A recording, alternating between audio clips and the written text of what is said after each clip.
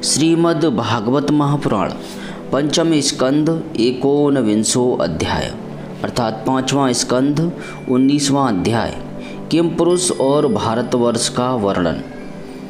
नारायणं नमस्कृत्य नरं चैव नरोत्तमं देवीं सरस्वतीं व्यासं ततो जयमुदीरयेत्। श्री सुखदेव जी कहते हैं, राजन, किम पुरुष वर्ष में श्री लक्ष्मण जी के बड़े भाई आदि पुरुष सीता हृदय अभिराम भगवान श्री राम के चरणों की सन्निधि के रसिक परम भागवत श्री हनुमान जी अन्य किन्नरों के सहित अविचल भक्ति भाव से उनकी उपासना करते हैं। वहाँ अन्य गंधर्वों के सहित आष्टी सेड़ उनके स्वामी भगवान राम की परम कल्याणमयी गुण गाथा गाते रहते हैं। श्री हनुमान जी उसे सुनते हैं और स्वयं भी इस मंत्र का जप करते हुए इस प्रकार उनकी स्तुति करते हैं। हम ओंकार स्वरूप पवित्र कीर्ति भगवान श्री राम को नमस्कार करते हैं। आप में सत्पुरुषों के लक्षण शील और आचरण विद्यमान हैं। आप बड़े ही संयत चित्त लोकाराधन तत्पर साधुता की परीक्षा के लिए कसौटी के समान और अत्यंत ब्राह्मण भक्त हैं। ऐसे महापुरुष महाराज राम को हमारा पुनः पुनः प्रणाम है। भगवान, आप विशुद्ध बोध स्वरूप अद्वितीय अपने स्वरूप के प्रकाश से गुणों के कार्य रूप जागृत आदि संपूर्ण अवस्थाओं का निराश करने वाले सर्वांतरात्मा परम शांत शुद्ध बुद्धि से ग्रहण किए जाने योग्य नाम रूप से रहित और अहंकार शून्य हैं। मैं आपकी शरण में हूँ। प्रभु, आपका मनुष्य अवतार केवल राक्षसों के वध के लिए नहीं, इसका प्रमुख उद्देश्य तो मनुष्यों को शिक्षा देना है। अन्यथा अपने स्वरूप में ही रमण करने वाले साक्षात जगदात्मा जगदीश्वर को सीता जी के वियोग में इतना दुख कैसे हो सकता था। आप धीर पुरुषों के आत्मा और प्रियतम भगवान वासुदेव हैं।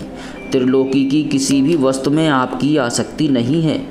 आप न तो सीता जी के लिए मोह को ही प्राप्त हो सकते हैं और न लक्ष्मण जी का त्याग ही कर सकते हैं। आपके ये व्यापार केवल लोक शिक्षा के लिए ही हैं। लक्ष्मण अग्रज उत्तम कुल में जन्म, सुंदरता, वाक चातुरी, बुद्धि और श्रेष्ठ योनि, इनमें से कोई भी गुण आपकी प्रसन्नता का कारण नहीं हो सकता। यह बात दिखाने के लिए ही आपने इन सब गुणों से रहित हम वनवासी वानरों से मित्रता की है। देवता, असुर, वानर अथवा मनुष्य कोई भी हो, उसे सब प्रकार से श्री राम रूप आपका ही भजन करना चाहिए, क्योंकि आप नर रूप में साक्षात श्री हरि ही हैं और थोड़े किए को भी बहुत अधिक मानते हैं। आप ऐसे आश्रित वत्सल हैं कि जब स्वयं दिव्य धाम को सिधारे थे तब समस्त उत्तर कौशल वासियों को भी अपने साथ ही ले गए थे। भारतवर्ष में भी भगवान दयावश नर नारायण रूप धारण करके संयमशील पुरुषों पर अनुग्रह करने के लिए अव्यक्त रूप से कल्प के अंत तक तप करते रहते हैं। उनकी यह तपस्या ऐसी है कि जिससे धर्म, ज्ञान, वैराग्य, ऐश्वर्य, शांति और उपरति की उत्तरोत्तर वृद्धि होकर अंत में आत्म स्वरूप की उपलब्धि हो सकती है। वहाँ भगवान नारद जी स्वयं श्री भगवान के ही कहे हुए सांख्य और योग शास्त्र के सहित भगवान महिमा को प्रकट करने वाले 5 रात्र दर्शन का सारवणी मुनि को उपदेश करने के लिए भारतवर्ष की वर्णाश्रम धर्मावलंबिनी प्रजा के सहित अत्यंत भक्ति भाव से भगवान श्री नर नारायण की उपासना करते और इस मंत्र का जप तथा स्तोत्र को गाकर उनकी स्तुति करते हैं। ओंकार स्वरूप अहंकार से रहित निर्धनों के धन शांत स्वभाव ऋषि प्रवर भगवान नर नारायण को नमस्कार है। वे परमहंसों के परम गुरु और आत्मारामों के अधीश्वर हैं। उन्हें बार बार नमस्कार है। यह गाते हैं, जो विश्व की उत्पत्ति आदि में उनके कर्ता होकर भी कर्तृत्व के अभिमान से नहीं बंधते, शरीर में रहते हुए भी उसके धर्म भूख प्यास आदि के वशीभूत नहीं होते तथा दृष्टा होने पर भी जिनकी दृष्टि दृश्य के गुण दोषों से दूषित नहीं होती, उन असंग एवं विशुद्ध साक्षी स्वरूप भगवान नर नारायण को नमस्कार है। योगेश्वर हिरण्यगर्भ भगवान ब्रह्मा जी ने योग साधना की सबसे बड़ी कुशलता यही बतलाई है कि मनुष्य अंतकाल में देह अभिमान को छोड़कर भक्ति पूर्वक आपके प्राकृत गुण रहित स्वरूप में अपना मन लगावे। लौकिक और पारलौकिक भोगों के लालची मूढ़ पुरुष जैसे पुत्र स्त्री और धन की चिंता करके मौत से डरते हैं, उसी प्रकार यदि विद्वान को भी इस निंदनीय शरीर के छूटने का भय ही बना रहा तो उसका ज्ञान प्राप्ति के लिए किया हुआ सारा प्रयत्न केवल श्रम ही है। अतः अधोक्षज आप हमें अपना स्वाभाविक प्रेम रूप भक्ति योग प्रदान कीजिए, जिससे कि प्रभु इस निंदनीय शरीर में आपकी माया के कारण बद्धमूल हुई दुर्भेद अहंता ममता को हम तुरंत काट डालें। राजन, इस भारतवर्ष में भी बहुत से पर्वत और नदियां हैं, जैसे मलय, मंगलप्रस्थ, मैनाक, त्रिकूट, ऋषभ, कूटक, कोल्लक, शहय, देवगिरी, ऋष्यमुख, श्रीशैल, वेंकट, महेंद्र, वारिधार, विंध्य, सुक्तिमान, ऋषगिरी, पारयात्र, द्रोण, चित्रकूट, गोवर्धन, रेवतक, कुकुब, नील, गौकामुख, इंद्रकील और कामगिरी आदि। इसी प्रकार और भी सैकड़ों हजारों पर्वत हैं। उनके तट प्रांतों से निकलने वाले नद और नदियां भी अगणित हैं।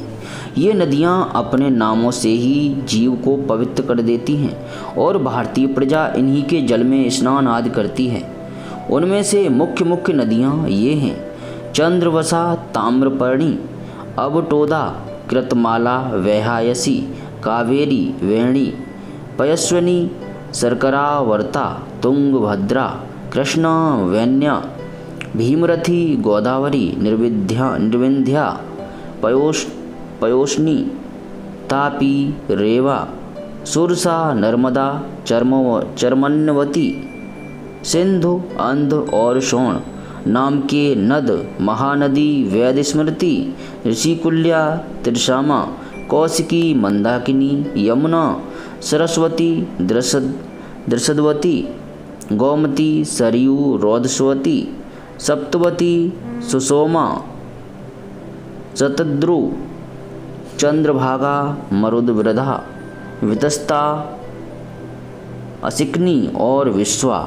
इस वर्ष में जन्म लेने वाले पुरुषों को ही अपने किए हुए सात्विक, राजस और तामस कर्मों के अनुसार क्रमशः नाना प्रकार की दिव्य मानुष और नार की योनियाँ प्राप्त होती हैं, क्योंकि कर्मानुसार सब जीवों को सभी योनियाँ प्राप्त हो सकती हैं। इसी वर्ष में अपने अपने वर्ण के लिए नियत किए हुए धर्मों का विधिवत अनुष्ठान करने से मोक्ष तक की प्राप्ति हो सकती है। परीक्षित, संपूर्ण भूतों के आत्मा, राग आदि दोषों से रहित, अनिर्वचनीय, निराधार परमात्मा भगवान वासुदेव में अनन्य एवं अहेतुक भक्तिभाव ही यह मोक्ष पद है। यह भक्तिभाव तभी प्राप्त होता है जब अनेक प्रकार की गतियों को प्रकट करने वाली अविद्या रूप हृदय की ग्रंथि कट जाने पर भगवान के प्रेमी भक्तों का संग मिलता है। देवता भी भारतवर्ष में उत्पन्न हुए मनुष्यों की इस प्रकार महिमा गाते हैं। आहा, जिन जीवों ने भारतवर्ष में भगवान की सेवा के योग्य मनुष्य जन्म प्राप्त किया है, उन्होंने ऐसा क्या पुण्य किया है अथवा इन पर स्वयं श्री हरि ही प्रसन्न हो गए हैं। इस प्रकार सौभाग्य के लिए तो निरंतर हम भी तरसते रहते हैं। हमें बड़े कठोर यज्ञ, तप, व्रत और दान आदि करके जो यह तुच्छ स्वर्ग का अधिकार प्राप्त हुआ है, इससे क्या लाभ है। यहाँ तो इंद्रियों के भोगों की अधिकता के कारण स्मृति शक्ति छिन जाती है। अतः कभी श्री नारायण के चरण कमलों की स्मृति होती ही नहीं। यह स्वर्ग तो क्या, जहाँ के निवासियों की एक एक कल्प की आयु होती है, किंतु जहाँ से फिर संसार चक्र में लौटना पड़ता है, उन ब्रह्मन लोक आदि की अपेक्षा भी भारत भूमि में थोड़ी आयु वाले होकर जन्म लेना अच्छा है। क्योंकि यहाँ धीर पुरुष एक क्षण में ही अपने इस मर्त्य शरीर से किए हुए संपूर्ण कर्म श्री भगवान को अर्पण करके उनका अभय पद प्राप्त कर सकता है। जहाँ भगवत कथा की अमृतमयी सरता नहीं बहती, जहाँ उसके उद्गम स्थान भगवत भक्त साधुजन निवास नहीं करते और जहाँ नृत्य गीता आदि के साथ बड़े समारोह से भगवान यज्ञ पुरुष की पूजा अर्चा नहीं की जाती, वह चाहे ब्रह्मलोक ही क्यों न हो, उसका सेवन नहीं करना चाहिए। जिन जीवों ने इस भारतवर्ष में ज्ञान अर्थात विवेक बुद्धि तदनुकूल कर्म तथा उस कर्म के उपयोगी द्रव्य आदि सामग्री से संपन्न मनुष्य जन्म पाया है, वे यदि आवागमन के चक्र से निकलने का प्रयत्न नहीं करते तो व्याध की फांसी से छूटकर भी फल आदि के लोभ से उसी वृक्ष पर विहार करने वाले वनवासी पक्षियों के समान फिर बंधन में पड़ जाते हैं। अहो, इन भारतवासियों का कैसा सौभाग्य है जब ये यज्ञ में भिन्न भिन्न देवताओं के उद्देश्य से अलग अलग भाग रखकर विधि मंत्र और द्रव्य आदि के योग से श्रद्धा पूर्वक उन्हें हवि प्रदान करते हैं। तब इस प्रकार इंद्र आदि भिन्न भिन्न नामों से पुकारे जाने पर संपूर्ण कामनाओं के पूर्ण करने वाले स्वयं पूर्ण काम श्री हरि ही प्रसन्न होकर उस हवि को ग्रहण करते हैं। यह ठीक है कि भगवान सकाम पुरुषों के मांगने पर उन्हें अभीष्ट पदार्थ देते हैं, किंतु यह भगवान का वास्तविक दान नहीं है, क्योंकि उन वस्तुओं को पा लेने पर भी मनुष्य के मन में पुनः कामनाएं होती ही रहती हैं। इसके विपरीत जो उनका निष्काम भाव से भजन करते हैं उन्हें तो वे साक्षात अपने चरण कमल ही दे देते हैं, जो अन्य समस्त इच्छाओं को समाप्त कर देने वाले हैं। अतः अब तक स्वर्ग सुख भोग लेने के बाद हमारे पूर्वकृत यज्ञ प्रवचन और शुभ कर्मों से यदि कुछ भी पुण्य बचा हो तो उसके प्रभाव से हमें इस भारतवर्ष में भगवान की स्मृति से युक्त मनुष्य जन्म मिले, क्योंकि श्री हरि अपना भजन करने वाले का सब प्रकार से कल्याण करते हैं। श्री सुखदेव जी कहते हैं, राजन, राजा सगर के पुत्रों ने अपने यज्ञ के घोड़ों को ढूंढते हुए इस पृथ्वी को चारों ओर से खोदा था। उससे जम्बूद्वीप के अंतर्गत ही 8 उपद्वीप और बन गए, ऐसा कुछ लोगों का कथन है। वे स्वर्णप्रस्थ, चंद्र शुक्ल, आवर्तन, रमणक, मंदरहरिण, पांचजन्य, सिंहल और लंका हैं। भरतश्रेष्ठ, इस प्रकार जैसा मैंने गुरु मुख से सुना था ठीक वैसा ही तुम्हें यह जम्बूद्वीप के वर्षों का विभाग सुना दिया। श्रीमद् भागवत महापुराण पंचम स्कंद 49वां अध्याय समाप्त। जय श्री कृष्ण।